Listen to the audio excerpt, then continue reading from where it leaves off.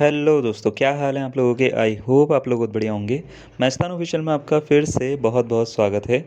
I hope आपका दिन काफ़ी बढ़िया जा रहा होगा। तो दोस्तों, आज हम बात करने वाले हैं उत्तराखंड एलटी एग्जामिनेशन 2024-25 के बारे में और इसके रिज़ल्ट के बारे में।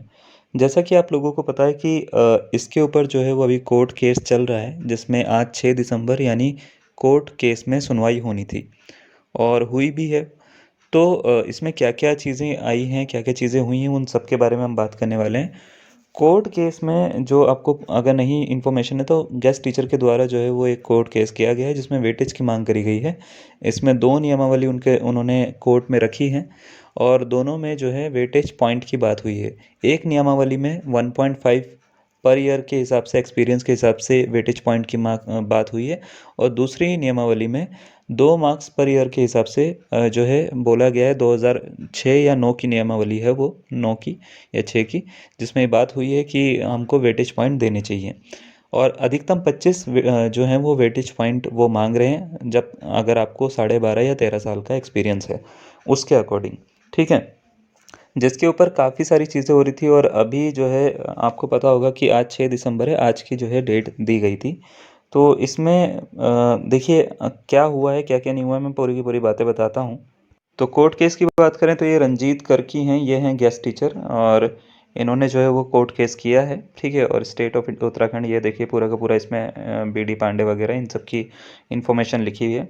तो इसमें देखिए आज की अगर हम बात करें, ठीक है, तो आज भी इनकी हेयरिंग होनी थी, जो कि नीचे लिखी भी होगी। ये आज 6 तारीख 12वां महीना 2024 है।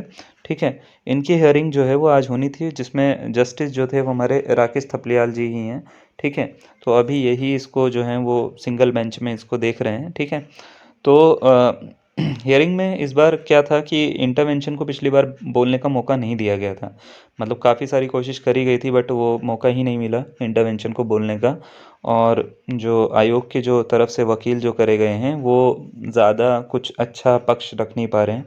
वो ज़्यादा तरीके से वो बात भी नहीं कर पा रहे हैं और वो इतना प्रॉपर तरीके से जो है उसको अपोज़ नहीं कर पा रहे हैं वो। ठीक है, जो गेस्ट टीचर की तरफ से जो जितने भी पॉइंट्स हैं उनको अपोज़ नहीं कर पा रहे हैं। हाँ, करने के लिए काफ़ी सारी चीज़ें हैं, बट वो उस पे बात अभी नहीं हो रही है और आज भी यही कुछ हुआ है। जब स्टार्ट हुआ केस, तो स्टार्ट होते ही जब इंटरवेंशन की बारी आई या बोलने का मौका आया, तो इंटरवेंशन को बोलने के लिए नहीं दिया गया। मतलब जो वकील होते हैं, तो उनको अपना पक्ष रखने का अभी मौका नहीं दिया गया और सीधा जो है बात करें तो एक नई डेट दे दी गई इसमें। तो नई डेट दे दी गई और ये डेट थी 12 दिसंबर 2024, यानी 6 दिन के बाद में दोबारा से आपको डेट दे दी गई है। अगले थर्सडे या हाँ, थर्सडे की डेट है ये।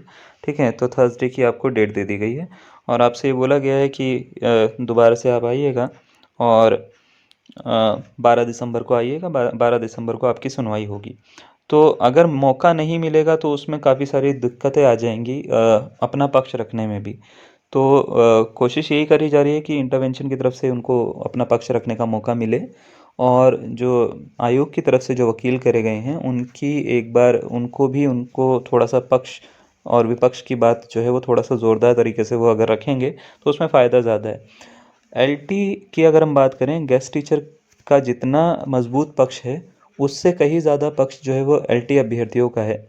बट कोई चीज़ को किस तरीके से रिप्रेजेंट करा जाता है, उस पे ही केस का होना डिपेंड करता है। तो रिप्रेजेंटेशन किस तरीके से रखी जाएगी और कितना सुनवाई होगी, ये बहुत ज़्यादा मैटर करता है, जो कि आज देखने को नहीं मिला है। तो इसमें अभी ये कोर्ट केस की वजह से रिज़ल्ट जो है वो पेंडिंग ही चलता रहेगा और क्योंकि जब तक इसमें फाइनल डिसीजन नहीं होगा, आप रिज़ल्ट लेके भी कुछ नहीं कर पाओगे। मान लेते हैं काफ़ी सारे अभ्यर्थियों का कहना है कि जो रिज़ल्ट पे है, रिज़ल्ट पे रोक नहीं है, तो रिज़ल्ट लेकर भी आप कुछ नहीं कर पाएंगे, क्योंकि मेरिट में बहुत ज़्यादा डिफरेंस आ जाता है अगर मान लेते हैं ये सब चीज़ें होती हैं तो। ठीक है, तो उसका कुछ फ़ायदा नहीं है।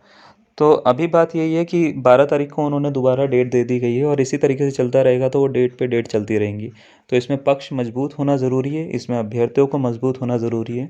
बाकी चीज़ों को बहुत ज़्यादा क्लियरिटी के साथ में चीज़ों का होना बहुत ज़रूरी है, जो कि अभी देखने को नहीं मिली है। इसी के साथ-साथ कई सारे जो हैं वो न्यूज़ में कई सारी बातें भी कही गई हैं, जिसको हम आने वाली वीडियोज़ में बताएँगे।